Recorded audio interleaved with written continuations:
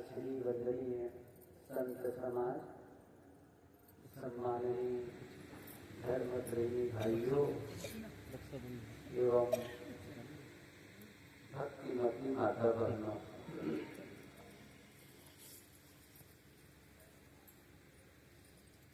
जीवन कैसे जीना है यह आप तय करते हैं।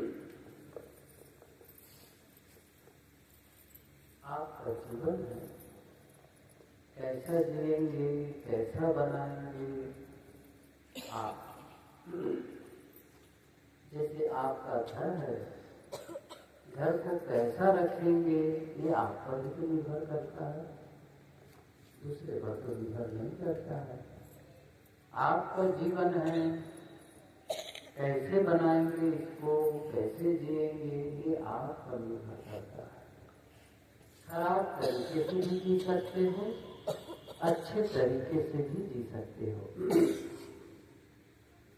मैंने सुबह के सत्र में कहा भी था, आखिर में हमको इस दुनिया से चाहिए क्या, या फिर इसको मैं दूसरे ढंग से पूछूं या अपने आप से आप पूछें कि मैं अपने जीवन से क्या चाहता हूँ। आप पूछ लो अपने आप से, अपने जीवन से क्या चाहता हूँ। तो जीवन से क्या चाहेंगे आप? दुख नहीं चाहेंगे। आप समझे इसको, जीवन से दुख नहीं चाहेंगे। ऐसा कोई जीवन नहीं होगा जिसमें कोई चाहे कि मुझे दुख मिले, अशांति मिले, पीड़ा मिले, बीमारी मिले, ऐसा कोई नहीं चाहेगा। और जब ये चाहते हैं कि मुझे सुख मिले, शांति मिले, स्वास्थ्य मिले, और जो संबंध है, पारिवारिक रिश्ते हैं, उन रिश्तों में मधुरता चाहिए, उन रिश्तों में प्रेम चाहिए, ये आप चाहते हैं। कोई ऐसा थोड़ी है कि जो लड़ाई झगड़ा वाला जीवन चाहेगा। लड़ाई झगड़ा वाला जीवन नहीं, संघर्ष वाला नहीं, तूफान वाला जीवन नहीं, नहीं शांत। कितना अच्छा होता कि आप शांत रहते, प्रसन्न रहते। इसका मतलब यह नहीं कि आप काम काज छोड़ देते। कुछ लोग मानते हैं कि काम काज में करते रहते हैं, घर गृहस्थी का जीवन है, झूठ फूट तो करना पड़ेगा, बहुत सारी बातें लोग सोचते हैं। ऐसा नहीं है। कल इस पर थोड़ी चर्चा हो चुकी है, इसलिए मैं दोहराऊंगा नहीं उन बातों को। जीवन गुजर के लिए यदि व्यवस्था नहीं हो पा रही है, या प्रारंभ में आप परिश्रम कर रहे हैं, तो ऐसा लगता है कि मुश्किल में है, तो थोड़ा इधर उधर कर भी लो, बात समझ में आती है। क्योंकि भोजन तो चाहिए, कुछ तो व्यवस्था करनी पड़ेगी जीवन की। लेकिन एक बार जब आपको तय हो जाता है कि जीवन अब चल पड़ा है, अर्थात भोजन मिलता है, कपड़े की व्यवस्था हो ही गई है, रहने की व्यवस्था हो गई है, बाल बच्चों की पढ़ाई लिखाई के बारे में भी हम आश्वस्त हैं, सब ठीक ठाक है, और कुछ ऐसा काम हमने शुरू कर दिया है, कुछ ऐसा व्यवसाय प्रारंभ कर दिया है कि भविष्य में जीवन गुजर होता रहेगा। ये अपने निश्चिंतता और आश्वस्त हो गए हैं, तब आप एक पवित्रता का जीवन जियो। फिर ये ध्यान रखो, कोई छल कपट वाला जीवन, धोखेधड़ी वाला जीवन, और इसलिए धोखाधड़ी का काम, इसलिए छल कपट का काम कि और अधिक हो जाए, और अधिक हो जाए, नहीं, वो लौट कर आता है। हमेशा ध्यान रखो, हम सबको जो कुछ मिलता है ना, कहीं अलग से नहीं आता है। हमें जो कुछ मिलता है वो हमारे से ही लौट के आता है। मतलब इसको मैं इस ढंग से कहूं, जो आप यहां से भेजते हैं, जो आप यहां से देते हैं, वही आपके पास लौटकर आता है। बल का प्रतिबल, ध्वनि की प्रतिध्वनि, क्रिया की प्रतिक्रिया, ये नियम है। बल का प्रतिबल होता है, एक्शन टू रिएक्शन। आप बंदूक चलाने वाले जानते हैं, हम लोग जब पढ़ते थे तो एनसीसी में बंदूक चलाने का अभ्यास कराया जाता था। तो 303 की बंदूक जो होती थी उसको कंधे पर ऐसा खींच करके लगाना पड़ता था, जहां पर ये मांस गद्दे का भाग है, और यदि कहीं ढीला ढाला रखते और बंदूक का ट्रिगर दबा देते तो पीछे जोर से झटका आता था, और कहीं असावधानी करते तो हड्डी तोड़ देती वो। इसलिए सार्जेंट कहते थे कि आप उसे खींच करके रखो अपनी ओर, ठीक से दबा करके, ताकि जब ट्रिगर करो और गोली आगे निकले तब वह आपको झटका न मारे। ये क्या है? बल का प्रतिबल। तो उतने ही वेग से वो पीछे आता है। मैं क्या कह रहा हूं, जो आप देते हैं यहां से वो लौटकर आता है। अर्थात जो आप बोलते हैं, जो आप करते हैं, जो आप सोचते हैं, ज्यादातर तो लोग बोलने और करने को जानते हैं। भाई गलत बोलोगे तो गलत उत्तर आएगा, कटु बोलोगे तो कटुता मिलेगी, दूसरे के साथ दुर्व्यवहार करोगे तो आपके साथ दुर्व्यवहार होगा, इतना जानते हैं। अर्थात सही बोलो, सही करो, लेकिन जो सबसे ज्यादा महत्वपूर्ण है, सही सोचो, इस पर कम ध्यान देते हैं। आप भीतर से गलत होंगे, आपका विचार गलत होगा तो शब्द कहां से सही निकल पाएगा? आपका विचार ही गलत होगा, आपकी भावना गलत होगी तो आपके कर्म कहां से सही होंगे? क्योंकि जो शब्द निकलता है, कहां से निकलता है? शब्द भीतर से, शब्द बाहर से नहीं आते। शब्द जैसे मैं बोल रहा हूं तो कहां से बोल रहा हूं? भीतर से ही तो बोल रहा हूं। अच्छा, मैं कुछ करूंगा तो भीतर से ही तो ऑर्डर आएगा, कहां से आएगा? मुझे क्या करना है, अच्छा करना है, अच्छा नहीं करना है, इसका चुनाव कहां होता है? भीतर से होता है। जब आप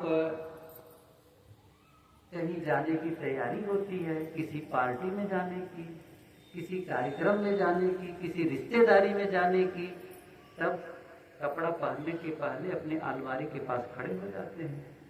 अब इन कपड़ों में से कौन सा कपड़ा पहनूं? इस कपड़े को पहन के मैं सुंदर दिखता हूं या दिखती हूं? चुनाव करते हैं ना, चुनाव आप ही तो कर रहे हैं। कपड़ा है बाहर, लेकिन कैसा कपड़ा पहनना, इसका चुनाव कौन किया है? भीतर वाला।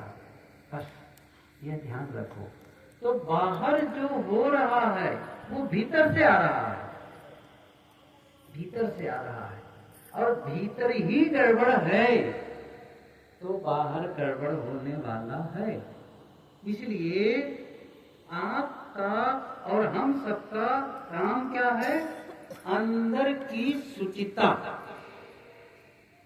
अंतस की पवित्रता, इस पर काम करो। सब बहुत कम काम करते हैं लोग। मैंने दोपहर के सत्र में कहा था कि पूजा तो कर लेते हैं लोग, धूप दीप आरती पूजन बहुत सारा हम दान दक्षिणा कर लेते हैं, लेकिन अकेले में बैठ करके अंतस की पवित्रता के लिए काम नहीं करते हैं। भजन के नाम पर ऊपर ऊपर हो जाता है। महात्मा लोग कहते भजन करो भजन करो, तो कुछ भजन गा लिए, कुछ भजन सुन लिए, और वही भजन के नाम पर कुछ पूजा पाठ कर लिए, हो गया भजन। इतना ऊपर ऊपर करके आप समझेंगे कि जीवन सार्थक हो गया, और दूसरी बात जीवन धार्मिक हो गया। आश्चर्य होता है, धर्म के ABCD अभी शुरू नहीं होती है, धर्म का कोई स्पर्श नहीं होता है, धार्मिक हो जाते हैं लोग। जैसे कोई तिलक लगा लिया, जैसे मैं सफेद कपड़ा पहन लिया साधु का, और कोई कहे धार्मिक हो गए। कपड़ा पहनने से कोई धार्मिक हो जाता है? सफेद कपड़ा पहनने से ऐसा नहीं है। ये ठीक है, ये एक सहयोगी हो सकता है, तिलक लगाने का कोई महत्व हो सकता है, लेकिन कोई ऊपर किसी देवी देवता की पूजा कर लिया, बड़ा धर्म का काम हो रहा है। कोई दान दक्षिणा कर रहा है, कोई पशु पक्षियों को कुछ दाना चुगा रहा है, बड़ा धर्म का काम हो रहा है।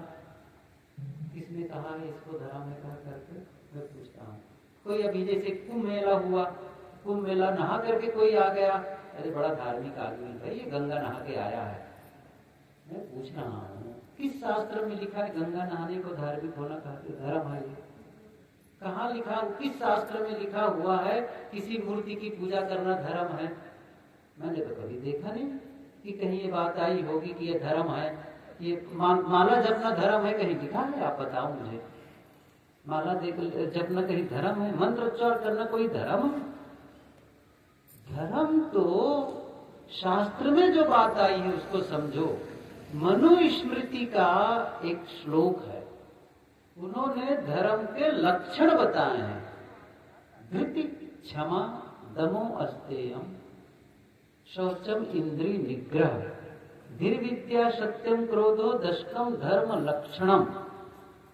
क्या कहा उन्होंने? धर्म किसे कहा? धर्म के लक्षण है ये, अर्थात ये आपके जीवन में आते हैं तब धर्म का उद्घाटन होता है। धर्म कोई मंदिर में है, धर्म कोई तीर्थ स्थल में है, धर्म कोई मस्जिद में है? बताओ, धर्म किसी पोथी में है? धर्म आपके हृदय में है, समझो। लोग क्या कहते हैं? भगवान है तो धर्म है। भगवान से क्या मतलब है धर्म का? भगवान अपनी जगह है, धर्म आपके जीवन में है। इसलिए ऐसा नहीं है आप है तो धर्म है, आप हैं तो आपका होना महत्वपूर्ण है। इसलिए उन्होंने कहा धृति, क्षमा, दमो अस्तेयम। मनु स्मृति में बात आई है धैर्यवान। ये कौन है? यह धर्म के लक्षण है। यदि आप में धैर्य है, धृति, क्षमा है, धृति, क्षमा, दमन, आप इंद्रियों का दमन करते हैं, इंद्रिय को संयम करते हैं। धृति, क्षमा, दमो अस्तेयम, चोरी नहीं करते। अस्ते, दमो अस्तेयम, सत्यम, क्रोध, शौच, इंद्रिय निग्रह, शौच पवित्रता, इंद्रियों का निग्रह करते हैं। और अक्रोध, सत्य का पालन करते हैं। अक्रोध, क्रोध नहीं करते। इस प्रकार से उन्होंने दशकम धर्म लक्षणों कहा है। मैं सरल भाषा में कहूं तो सद्गुण, ये सद्गुण जब आपके जीवन में उतरते हैं, जैसे गोस्वामी तुलसीदास जी ने बड़ी सरल भाषा में कही है, परम धर्म श्रुति विदित अहिंसा। परम धर्म क्या है? जो श्रुतियों में कही गई है बात, अहिंसा। सत्य न दूसर, धर्म न दूसर, सत्य समाना। ये पंक्ति है। उन्होंने क्या कहा? ये थोड़ी कहा है कि राम की पूजा धर्म है। पूछ लो गोस्वामी तुलसीदास जी से जाकर, उन्होंने क्या कहा है? धर्म न दूसर, सत्य समाना। बस, सत्य के समान कोई दूसरा धर्म नहीं है। कबीर साहब जी ने भी कहा है, सांच बराबर तप नहीं, झूठ बराबर पाप, जाके हृदय सांच है, ताके हृदय आप। सत्य का अवतरण हो, धैर्य का अवतरण हो। अब धैर्य का क्या मतलब है जरा समझो। धैर्य का मतलब है आप जब कोई ऐसी विषम परिस्थिति आए और आप शांत रह सके और शांति से कोई निर्णय ले सके, हड़बड़ी में नहीं, उतावले में नहीं, उद्वेग में नहीं। और एक दूसरी पंक्ति आती है ना, आपत्ति काल परखिए चारी, धीरज धर्म मित्र अरु नारी। हमारी परिभाषा, हमारी परख, हमारी कसौटी कब होगी? जब सब कुछ बढ़िया चल रहा है तब कसौटी नहीं होगी। कसौटी होती है विषम परिस्थिति में। जब कोई एक प्रतिकूल परिस्थिति बन गई तब लगता है अब बताओ अब कैसे है ये। जैसे एक उदाहरण बताऊंगा, सब लोग मेरी प्रशंसा करें, बड़ा खुश, लेकिन मेरी उस समय कोई परीक्षा नहीं है। परीक्षा कब होगी? जब मुझे आकर के सामने से कोई गाली दे, समझ रहे हैं ना? जब मुझे अपमान करे तब क्या मैं धैर्यवान हो पाता हूँ? तब क्या मैं शांत रह पाता हूँ? ये महत्वपूर्ण है। और वहीं पर आपको संभालना है, वही संभाल, और इसी से जीवन का निर्माण भी होता है। जीवन यूं ही नहीं बन जाता है। जैसे किसी ने गाली दी और आपने भी गाली दे दी तो बराबर का सौदा हो गया ना। फिर जीवन नहीं बनेगा। फिर जीवन नहीं बनेगा। जीवन कब बढ़िया बनेगा? जीवन कब धार्मिक हो जाएगा? उसने गाली दी और आपने गाली का उत्तर गाली नहीं दी। या तो आप शांत रह गए या फिर उत्तर देना हुआ तो मीठे शब्दों में नहीं। अब इसमें बड़ी मेहनत है, आप समझ लीजिए। अच्छा, गाली देने में क्या मेहनत है बताओ मुझे? गाली देने में कोई मेहनत है? कोई मेहनत नहीं है। अच्छा, अपमान किसी ने किया, आपने भी अपमान कर दिया, कोई मेहनत है? कोई मेहनत नहीं है, समझ लीजिए। वो तो सरल काम है। अच्छा, कोई भी करता है वो तो कोई भी कर ले, वो कोई बड़ी बात है। लेकिन बहुत कम लोग हैं ये काम करते हैं कि गाली का उत्तर गाली से नहीं देते। सदगुरु कबीर ने बात कही है, आवत गारी एक है, उलटत होय अनेक, कहाँ ही कबीर ना उलटिए, वही एक की एक। अब ये साहिब की पंक्ति सुनो, क्या चाहते हैं? गाली आती है तो एक आती है, और जब उलट दिए तब एक से दो। अच्छा, आप उलट दिए तो भी तैयार, फिर से वापस, अच्छा फिर इधर से, फिर उधर से, कौन ठहरेगा? कोई रुकेगा? तो साहब कहते हैं पहले ही रुक जाओ ना। कितनी अच्छी बात कहते हैं, पहले ही रुक जाओ ना। आपको 10-20 गाली निकालने के बाद रुक रहे हो, और बढ़िया क्या है, गाली निकालने के पहले रुक गए। कौन अच्छा है बताइए? अब आप समझ रहे हैं ना मैं क्या कहना चाहता हूँ? बिल्कुल साफ है ये। देखो, धर्म ओझल नहीं है। मैं फिर से कह रहा हूँ, धर्म पोथी में नहीं छिपी हुई है कि पोथी में धर्म छिपा हुआ है। पोथी में धर्म नहीं है, आपके जीवन में धर्म है। लेकिन क्या होगा? उस धर्म का उद्घाटन। और ये नहीं कि आप में शक्ति नहीं है। कोई कहेगा कि मैं तो मीठा बोल ही नहीं सकता हूँ, जब बोलता हूँ तब कटु बोलता हूँ, ऐसा कोई आदमी मिलेगा? मैं तो केवल क्रोध ही कर सकता हूँ, कभी किसी से प्रेम नहीं कर सकता, ऐसा नहीं होता है। मनुष्य में बोलने की क्षमता है तो वह मीठा भी बोल सकता है, कटु भी बोल सकता है। लेकिन आपके धर्म की, आपकी जीवन की विशेषता क्या होगी? आप कटुता को हटा दें, मिठास को बाहर निकालें। क्यों मैं कह रहा हूं ये बात? क्योंकि इसलिए कह रहा हूं क्योंकि मुझे दूसरों की कड़वाहट पसंद नहीं है। देखो, ये परखने की यही तरीका है।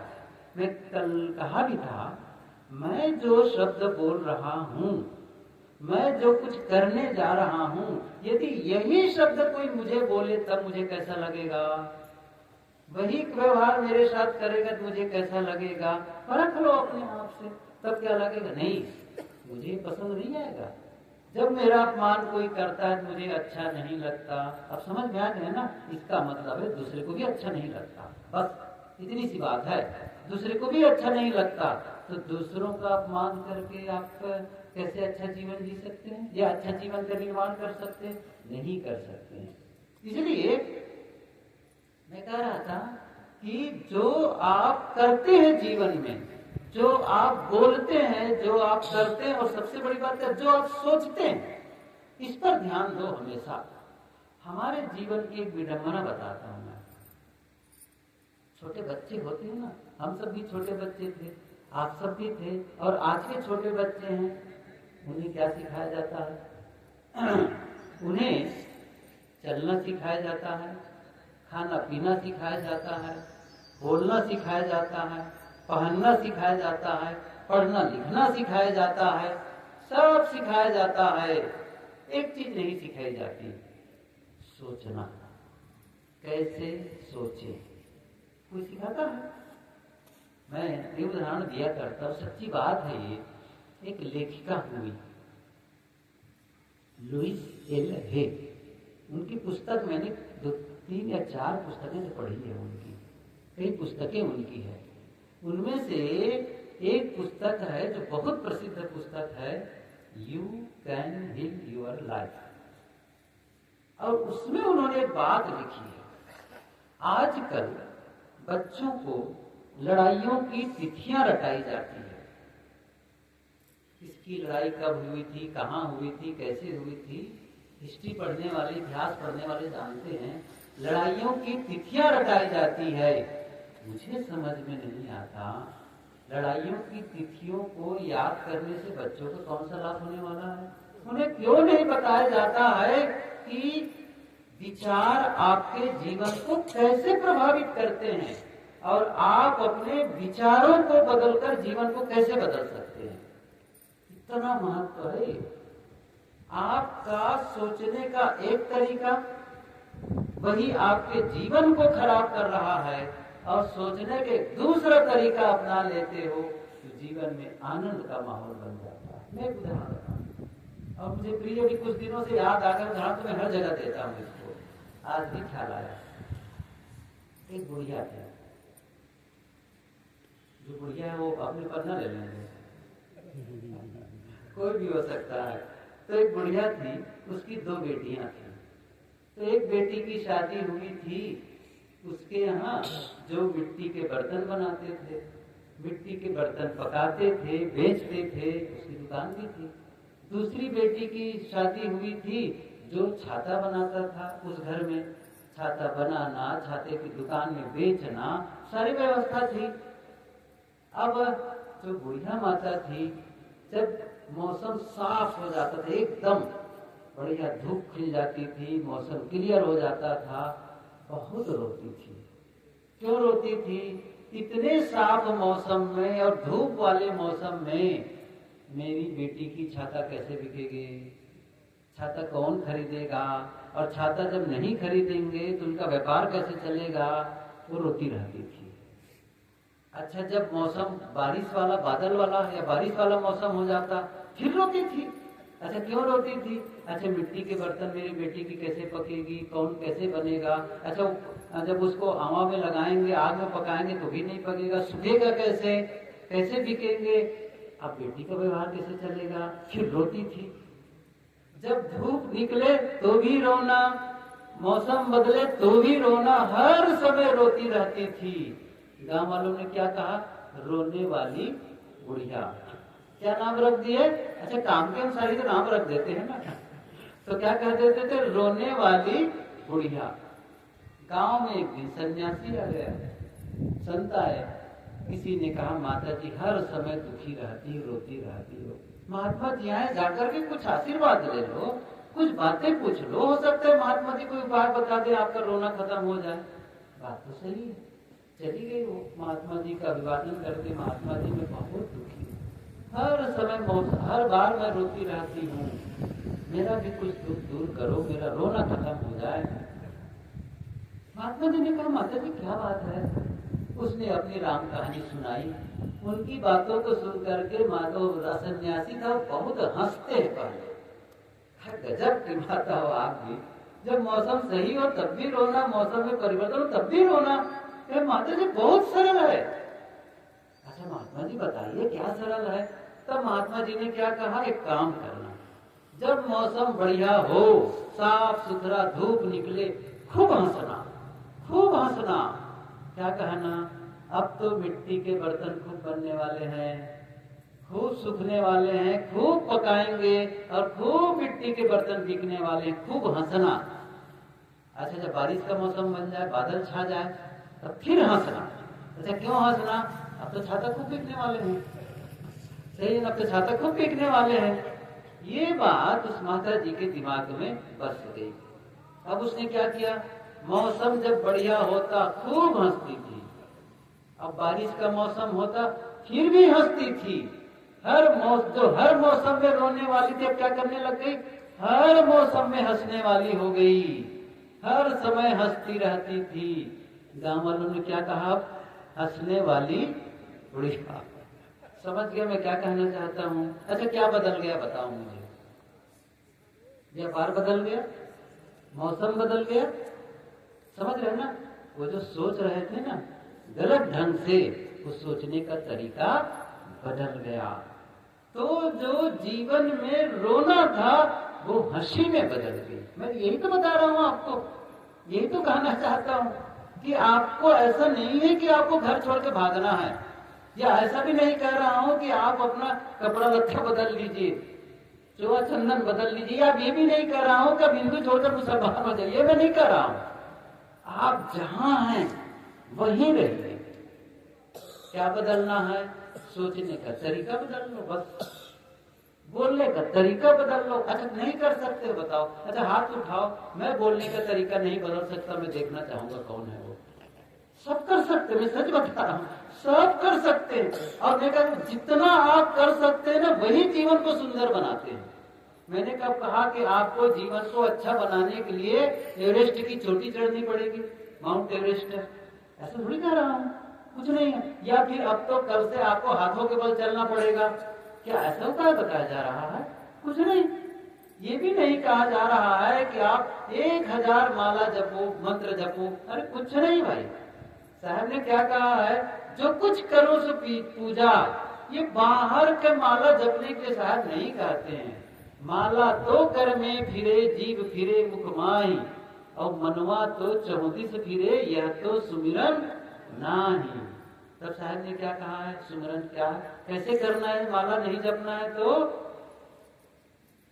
कर का मन का डार दे, मन का फेर। ये हाथ का माला फेंक, ये मन में जो विचार गलत कर रहे हो इसे फेर दो। साहब ने क्या कहा, जो मन में गलत विचार कर रहे हो इसे सही विचार में बदल दो। और हर आदमी कर सकता है ये काम। इसलिए कबीर की साधना सरल है, सरल तो है लेकिन थोड़ी मेहनत मांगती है। मैंने कहा था बहुत मेहनत मांगती है, बहुत। लेकिन एक बार कहीं आपने ये रास्ता अपना लिया, जीवन में खुशियां भर जाएगी, आपको महसूस होने लगेगा। न यहाँ पर कोई टोना टोटका है, न दुआ तबीज है, न आपको काला धागा पहनना है पैर में सही है ना, न लाल डोरा पहनना है, न अंगूठी नक पहनने की जरूरत नहीं है, न किसी के पास जाकर के कोई हाथ की रेखा दिखाने की जरूरत है, कोई जरूरत नहीं है। क्या करना है, साहब की पंक्ति क्या है, जो करोगे वह भरोगे, बस ये ध्यान रखना हमेशा, जो करोगे वो भरोगे। साहब की पंक्ति सबको याद है, नहीं है तो याद कर लो। कबीर कमाई आपनी निष्फल कभी न जाए, बोया पेड़ बबूल का,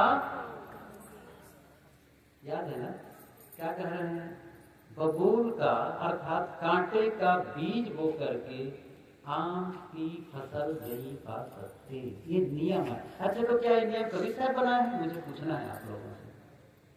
कबीर साहब ने बनाए हैं नियम? कबीर साहब ने नहीं बनाया, ये कुदरत का शाश्वत नियम है, शाश्वत नियम है। अर्थात जो हम करते हैं उसी के साथ उसका परिणाम जुड़ा होता है।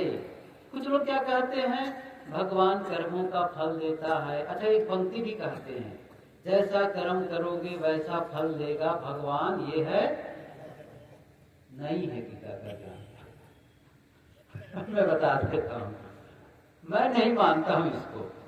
अच्छा क्यों नहीं मानता हूँ, मैं स्पष्ट कर देता हूँ, आप सुन लीजिए पहले कान खोल करके। आप कर्म करेंगे तो भगवान क्यों आएगा फल देने के लिए, पूछा मैं आपको। जैसे एक उदाहरण बताऊं, ये हाथ है ना, इस हाथ को एक पत्थर पर पटक दो, थोड़ा सा दर्द होगा कि नहीं होगा, दर्द हो नहीं होगा। अच्छा पत्थर पर, अच्छा आग में हाथ डाल दो, जलेगा कि नहीं जलेगा, जलेगा ना। जब पत्थर में पटक दो तो क्या होता है, हाथ में दर्द होता है, अच्छा तो भगवान ने देने आया दर्द, आप समझ रहे हैं ना।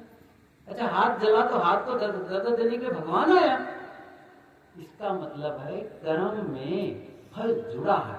आप ध्यान दो, कर्म में फल जुड़ा है, उसी के साथ में आपका चुनाव, जैसे चुनाव करते उसमें परिणाम जुड़ा है। मैं उदाहरण दिया करता हूं, 2 गिलास सामने एक टेबल हो और उसमें 2 गिलास रखे हो, एक गिलास में शराब रखी हो, दूसरे गिलास में दूध रखा हो, और दोनों में से कोई एक चुनाव करना है। बस अब क्या होगा, जैसे ही कोई आदमी शराब की गिलास उठाएगा, अच्छा ऐसे लोग मिलेंगे कि नहीं, दूध और शराब एक साथ रख दो तो कुछ लोग मिलेंगे कि नहीं जो शराब उठा लें, अरे वही लोग तो ज्यादा मिलेंगे। तो सही है ना। अच्छा किसी पार्टी में रख देना तो पता चल जाएगा आपको, सही है ना। बाराती आए और रख दे तो देखो झपट मारेंगे उसको। अरे रहने तो दूध तो रोज पीते हैं, समझ रहे हैं ना मैं क्या कर रहा हूं। तो शराब को जैसे उठाया उसने, चुनाव किसका किया, 2 में से शराब का, तो जैसे शराब का चुनाव किया उसके साथ में शराब से होने वाले नुकसान का भी चुनाव कर लिया। जैसे दूध का किसी ने चुनाव किया तो दूध से होने वाले लाभ का भी उसने चुनाव कर लिया। इसमें भगवान की कोई जरूरत नहीं आने की। आपने चुनाव किया ना, परिणाम आएगा। आपने कटु बोला ना, उसी के साथ चुनाव, उसी के साथ परिणाम जुड़ गया, वो लौट करके आएगा, बस वो लौट करके आएगा। इसलिए हमेशा ध्यान रखो, जो मुझे मिल रहा है किसी दूसरे का दिया नहीं है, ये ध्यान रखो। जब आपके जीवन में दुख है, जब आपके जीवन में अशांति आए, जब आपके जीवन में बीमारी आए, कोई भी, तब आप क्या समझो, मैंने कभी ऐसा किया था, चलो वही मुझे लौट करके आया है। ये आप मान के चलो, दोष मत दो दूसरों को, किसी को दोष मत दो। और समस्या क्या है, इस बात को लोग समझते नहीं है, और इसी के लिए तमाम देवी देवता पूजा पाठ में उलझ जाते, और भटकाने वाले बैठे हुए हैं। हमारे यहाँ जितना भी पाप करो हम सब छू मंत्र कर देंगे, ये मंत्र, ये तंत्र, वो टोना, वो दुआ, वो भभूत। ओफो, बाजार गर्म है चारों तरफ, बाजार गर्म है। देखो और कहते पर्चा लिखने वाले भी तैयार हैं आजकल, पर्चा लिख लिख के बताते ऐसा होगा वैसा होता है, क्या करके कितने भटकाने वाले हैं। शायद क्या करके कुछ नहीं है ना, आप जो किए ना उसका फल मिला। अच्छा तो क्या करना चाहिए, अपना कर्म सुधार लो, बस सीधी सी बात है। अच्छा एक बात पूछूं, राम को अपने कर्मों का फल मिला कि नहीं मिला? क्या मैं कह रहा हूं, वही लोग तो कहे हैं, सही है कि नहीं है, उन्हीं लोग तो कह रहे हैं। कृष्ण को मिला कि नहीं मिला, आप बताओ मुझे। तो उन सबको भी एक अपने कर्मों, अच्छा साहिब की पंक्ति में दे नहीं रहा हूं, आपन कर्म न मेटो जाई, कर्म का लिखा मिटाए तो कैसे जो युग कोटि सिराई, गुरु वशिष्ठ ने लगन सुधायो सूर्य मंत्र एक दीना, जो सीता रघुनाथ भी आई। अभी बहुत लंबा उदाहरण है, मैं व्याख्या नहीं करूं, मैं एक उदाहरण बताऊं आपको। दशरथ, राजा दशरथ के कितने बच्चे थे? सबको याद है, सही, सबको याद है, 4 बच्चे। अच्छा वो योग्य थे कि अयोग्य थे? उससे समान कोई योग्य हो सकते? भगवान राम, लक्ष्मण, भरत और शत्रुघ्न जैसे एकदम योग्यतम पुत्र उनको मिले। और जब इतने अच्छे, इतने संस्कारी, इतने शालीन और माता पिता का आज्ञा पालन करने वाले, लेकिन जब राजा दशरथ का मृत्यु का समय हुआ, कौन उसकी मुंह में पानी डालने आया था? कौन बेटा आया था बताओ, एक जने नाम बताओ। कोई नहीं आया, समझ रहे हैं ना, कोई नहीं आया। क्यों नहीं आए? जब दशरथ का कर्म ही खराब है तो बेटा कहां से आ जाएंगे?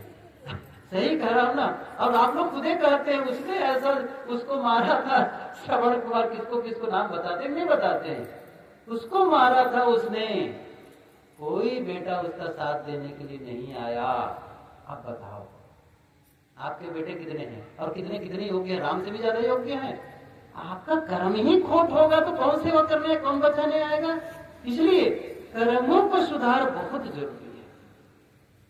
और आप गलत करोगे और ये कहोगे मैं पूजा कर लूंगा, पाठ कर लूंगा, मंत्र तंत्र कर लूंगा, पाप कट जाएंगे, नहीं कटेंगे, बस सीधी सी बात है, नहीं कटते हैं। इसलिए आवश्यकता है आप अपने कर्मों को सुधार लो बस। और वक्त है अभी सुधारने का, वक्त है इस समय। नहीं, मुझे गलत नहीं करना है, मुझे गलत नहीं सोचना है, गलत नहीं बोलना है। और मैंने कहा ना क्या करना है, तो अच्छा सोचो। ये 3 बातें मैं कहूं अंत में, 3 बातों को याद रखो। अच्छा सोचो, अच्छा बोलो और अच्छा करो। अब आप कहें कि साहब अच्छे का क्या मतलब है, क्योंकि कोई भी क्या कहेगा, मैं गलत बोलता हूं बोलेगा, अच्छा ही बोलता हूं। क्या कहेंगे, मैं अच्छा ही करता हूं, मैं अच्छा ही सोचता हूं। देखो, आपके कहने से बात नहीं बनेगी, बात किससे बनेगी?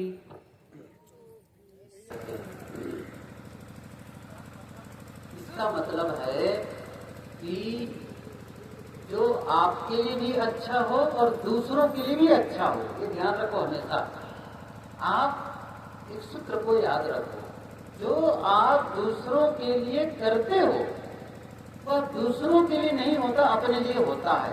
ये हमेशा ध्यान रखो, तब सुधार कर लोगे। क्या इसका मतलब ये समझना है, जो मैं बोल रहा हूं उनके लिए मैं अपने लिए बोल रहा हूं, जो मैं कर रहा हूं उसके लिए नहीं, मैं अपने लिए कर रहा हूं।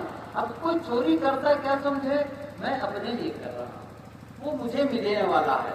हिंसा कर रहा हूं, अपने लिए कर रहा हूं। हर चीज को कटु बोल रहा हूं, गाली दे रहा हूं, हिंसा कर रहा हूं या फिर क्रोध कर रहा हूं, सब अपने लिए, वो लौट करके आएगा। ये बात जिस दिन आपके मन में बैठ जाएगी, क्यों ऐसा करोगे फिर? इसलिए क्या कहना है, अपने लिए भी जो अच्छा हो, आपको अच्छा लगे बोलने में और दूसरों को भी अच्छा लगे, आपके विचार आपको भी अच्छा महसूस कराए, दूसरों को भी महसूस कराए, और आपका कर्म, आपके कार्य आपको भी अच्छा, आपके लिए लाभप्रद हो, दूसरों के भी लाभप्रद हो। ये हमेशा ध्यान रखो। तो क्या हो जाएगा, ऐसा करके आप सुधार के रास्ते पर चल पड़ोगे। और ऐसा नहीं सोचोगे कि अभी कौन भगवान देख रहा है। बस यही होता है ना, आज देख लेते कर लेते, भगवान थोड़ी देख रहा है। भगवान प्रश्न खत्म कर दो वहां पर, उसके लिए आप देख रहे हैं, बस आप देख रहे हैं ना, आप जान रहे हैं ना। अच्छा बताओ, जब आप गलत करोगे, कोई जाने कि न जाने, आप तो जानेंगे, आप तो जानेंगे। आप जो कोई नहीं जानता, आपका जानना ही महत्वपूर्ण है, आपका जानना, और उसी से आपको प्रभाव, वही आपका जानना ही प्रभावित करता है। जैसे मैं उदाहरण दूं आपको, ध्यान रखो इस चीज को। आप रात का मौसम हो, रात का समय हो और आपको कहीं जाना हो और रास्ते में कुछ जंगल झाड़ी भी पड़ता हो 1-2 किलोमीटर, और रात का समय हो और आप अकेले जाना चाहते हो, आपके हाथ में टार्च हो, सब कुछ हो, तो आराम से चले जा सकते हैं। भाई कितनी बार आते और जाते रहते, कोई दिक्कत नहीं है। वैसे भी जवान एक समझदार आदमी है, जा सकते हैं, बिल्कुल जा सकते हैं। लेकिन आपके हाथ में 10 लाख रुपये रखते, आपके थैले में 10 लाख रुपये। अच्छा, आपको भाई अब आप रात में यहाँ से वहां जाओ करके जा पाओगे? क्यों नहीं जा पाओगे? दूसरे लोग थोड़ी जानते हैं, दूसरे लोग नहीं जानते हैं, केवल आप जानते हैं। अब क्या हो जाएगा, आपका जानना ही आपका पैर को फुला देगा, आप नहीं जा पाओगे। समझ रहे हो ना? पहले नहीं था भय, अब भय हो गया। ये अद्भुत है, आपका जानना बहुत महत्वपूर्ण होता है। इसलिए अच्छा, एक बात पूछूं मैं, ये बातें समझ में आ रही है कि नहीं आ रही है? सिर के ऊपर से नहीं निकल रही है? नहीं आ रही है? नहीं तो बोलना ही बेकार है, सही है ना? अच्छा, एक बात समझ में तो आ रही है, और इसको जीवन में उतारने की शुरुआत कब करने वाले हैं? दीपावली समय से? ध्यान रखोगे अपना? अच्छा, किसके जीवन को ध्यान में रखना है? अपने जीवन हमेशा ध्यान रखो। सुखमय जीवन जीना है कि दुखमय जीवन जीना है? सब लोग कहेंगे सुखमय जीवन जीना है। उसका रास्ता कौन सा है, वही तो बताया जा रहा हूं मैं, सही है कि ना? वही बताया जा रहा हूं। इसको क्या मानो, ये पूजा मान लो, इसको पूजा मान लो। मन वाणी कर्मों की पवित्रता ईश्वर की पूजा है। बाकी जो पूजा करते हैं वो दिखावे का है, बस असली पूजा क्या है?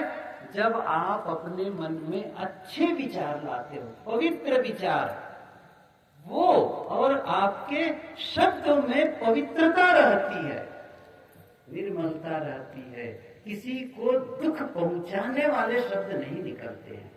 बस समझ लो भगवान की पूजा कर रहे हो, असली बात है। और जब ऐसा कोई काम नहीं करते हो जो दूसरों के लिए नुकसानदायक हो, दूसरों का अहित करे, किसी का दिल दुखाए, ये काम नहीं करते हो, बस समझ लो आप ईश्वर की पूजा कर रहे हो। बहुत सारे ईश्वर के पुजारी हैं, मंदिर में जा करके घर में मूर्ति बना करके पूजा करेंगे और ऑफिस जाएंगे तो बिना घूस लिए काम ही नहीं करते हैं। सही है ना? ऐसे लोग हैं पुजारी। और ऐसे भी पुजारी हैं जो पूजा करके 2-3 घंटे आएंगे और दुकान में जाएंगे तो मिलावटबाजी करते हैं। और ऐसे भी राजनेता है जो घंटों पूजा करेंगे लेकिन गबन करते, छलकपट करते हैं। एक उदाहरण बताऊं मैं, एक सच्ची घटना है। राजस्थान के एक संत, अब तो नहीं रह गए, ये सारी घटना घटे शायद 25-30-50 साल भी हो गए होंगे, हो सकते हो गए होंगे। मैंने पुस्तकें पढ़ी उनकी लिखी हुई, सच्ची घटना, ये बीती घटनाओं के बारे में लिख रहे थे। एक कैबिनेट बड़े मंत्री आए उनसे मिलने के लिए,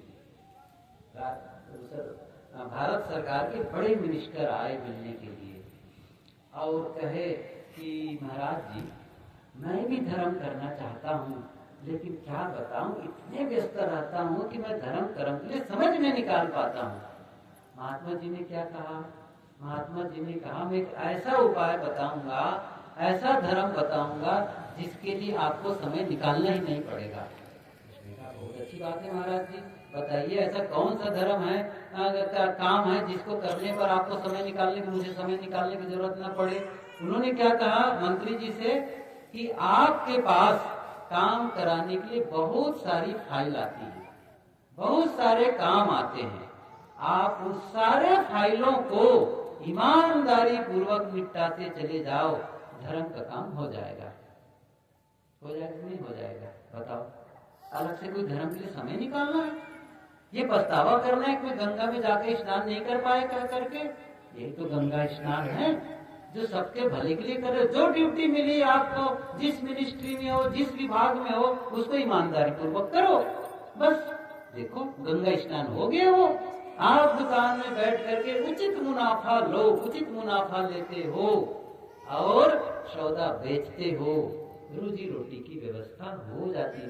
बिजनेस, बहुत एक मैंने स्पीच सुना था, बिजनेस, BU, पहले कहते हैं BU, तो वो क्या था BI, कैसे आया उसका BU आता है, U पहले आता है, U माने तुम, फिर I, U पहले आता है, अर्थात सामने वाले का ध्यान रखो, सामने वाले का लाभ देखो, और जैसे ही सामने वाले का देखते हो लाभ हो, आपका लाभ होना शुरू हो जाता है। इसलिए ये ध्यान रखें। कुछ बातें मैंने कही, सरल सरल बातें मैंने कही, मैंने इतनी सरल बातें जो आप कर सकते हैं, वही असली धर्म है। आप मंदिर जाने का समय नहीं निकाल पाते, नहीं निकालो, कोई बात नहीं। माला नहीं फेर पाते, कोई बात नहीं है। लेकिन असली चीज क्या है? मन में जैसे गलत विचार आए उसको हटा दो। नहीं, ऐसा नहीं सोचना है मुझे, किसी के लिए अशुभ न सोचो। जब ये माताएं, बूढ़ी माताएं आती है ना, तो मैं कहता हूँ उन लोग, या कोई भी सज्जन आते हैं जिनकी उम्र 60-70 की हो गई, वो कहते हैं महाराज जी हमारे लिए भी कुछ बताइए। मैं कहता हूँ बस अब आप सीनियर सिटीजन हो गए हैं, आपकी उम्र इतनी हो गई है, एक ही काम आपको करना है, क्या? सबको आशीर्वाद देना है, सबके लिए भला सोचना है। आपके मुंह से कभी भी किसी के लिए बद्दुआ न निकले, बस क्या निकले? भगवान तुम्हारा भला करे, तुम्हारा भला हो, बस यही सोचो हमेशा। कोई आपका अच्छा करता है उनको धन्यवाद दो, कोई अच्छा नहीं करता है तो भी उसको भला सोचो, उनके लिए तुम्हारा भला हो। और दूसरों का भला सोचते सोचते आपका भला होने लग जाएगा। इसलिए ये काम करो, ये सुधार कर डालो। देखो कितना अच्छा, इससे क्या रिश्तेदारी आपका परिवार में सुखद वातावरण नहीं बन जाएगा। आपका बोलने का तरीका बढ़िया हो गया, करने का तरीका बढ़िया, तो रिश्तों में तो अपने आप को जुड़ता आ जाएगी। जहां जाओगे अच्छा होगा। और ऐसे लोग आप धैर्यवान है, विनम्र है, शालीन है, सब जगह उसकी मांग होगी। लेकिन आप क्रोधी हैं, लालची हैं, लोभी हैं, छल कपट करने वाले हैं, धोखाधड़ी करने वाले हैं, हिंसा करने वाले हैं, सब भयभीत रहेंगे आपसे। पता नहीं भैया क्या हो जाए, कभी भड़क जाए, कब कैसे हो जाए, नहीं। लेकिन विश्वास करते हैं आप अन्यथा नहीं करोगे। बस ये विश्वसनीय बनो आप। आपके साथ रह करके लोगों को आनंद आए, आपके साथ रहना चाहेंगे, आपके साथ बात करना चाहें, आपके साथ में समय बिताना चाहें। कब? जब आपके भीतर पवित्रता होगी। और जब कटुता होगी, आपके अंदर में कड़वाहट और छल कपट होगा, धोखाधड़ी वाला जीवन होगा, लोग दूरी बनाना चाहेंगे। भैया उससे कीप डिस्टेंस, उचित दूरी बनाए रखो, इससे बड़ा खतरनाक आदमी है, दूरी बनाए रखो। इसलिए आपका जीवन है, सुंदर जीने का काम करो, जीवन सुखमय होता चला जाएगा। इसलिए जहां रहोगे खुश, परिवार में हो खुश, कहीं भी जाओगे खुश, प्रसन्न रहा करो। ये काम करते चलो, जीवन सुंदर बनता चला जाएगा।